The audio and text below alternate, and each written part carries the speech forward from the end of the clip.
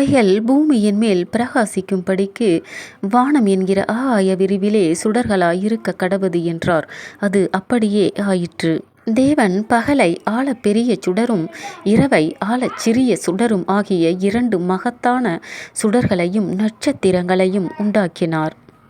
அவைகள் பூமியின் மேல் பிரகாசிக்கவும் பகலையும் இரவையும் ஆளவும் வெளிச்சத்துக்கும் இருளுக்கும் வித்தியாசம் உண்டாக்கவும் தேவன் அவைகளை வானம் என்கிற ஆகாய விரிவிலே வைத்தார்.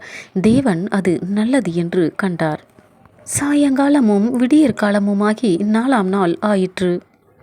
பின்பு தேவன் நீந்தும் ஜீவ ஜந்துக்களையும் பூமியின் மேல் வானம் என்கிற ஆகாய விரிவிலே பறக்கும் பறவைகளையும் ஜலமானது திரளாய் ஜனிப்பிக்க கடவது என்றார்.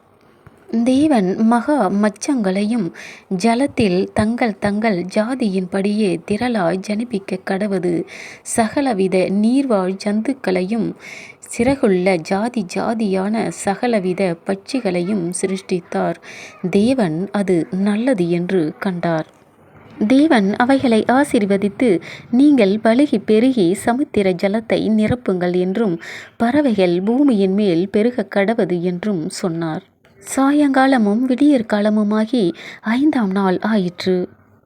பின்பு தேவன் பூமியானது ஜாதி ஜாதியான ஜீவ ஜந்துக்களாகிய நாட்டு மிருகங்களையும் ஊரும் பிராணிகளையும் பிறப்பிக்கப்பட்டது என்றார். அது அப்படியே ஆயிற்று.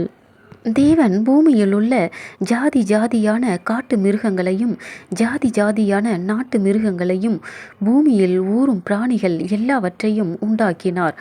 தேவன் அது நல்லது என்று கண்டார்.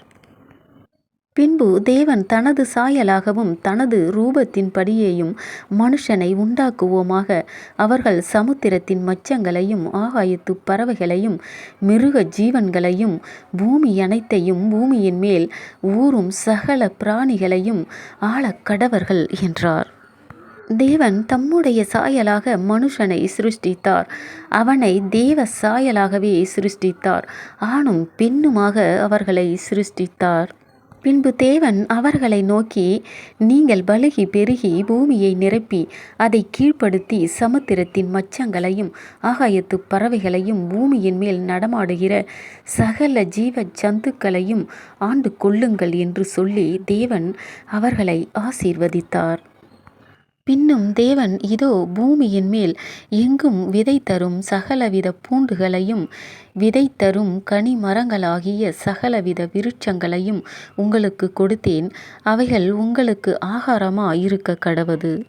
பூமியிலுள்ள சகல மிருக ஜீவன்களுக்கும் ஆகாயத்திலுள்ள சகல பறவைகளுக்கும் பூமியின் மேல் ஊறும் பிராணிகள் எல்லாவற்றிற்கும் பசுமையான சகல பூண்டுகளையும் ஆகாரமாக கொடுத்தேன் என்றார். அது அப்படியே ஆயிற்று. அப்பொழுது தேவன் தாம் உண்டாக்கின எல்லாவற்றையும் பார்த்தார். அது மிகவும் நன்றாயிருந்தது. சாயங்காலமும் விடியற்காலமுமாகி 6ஆம் நாள் ஆயிற்று.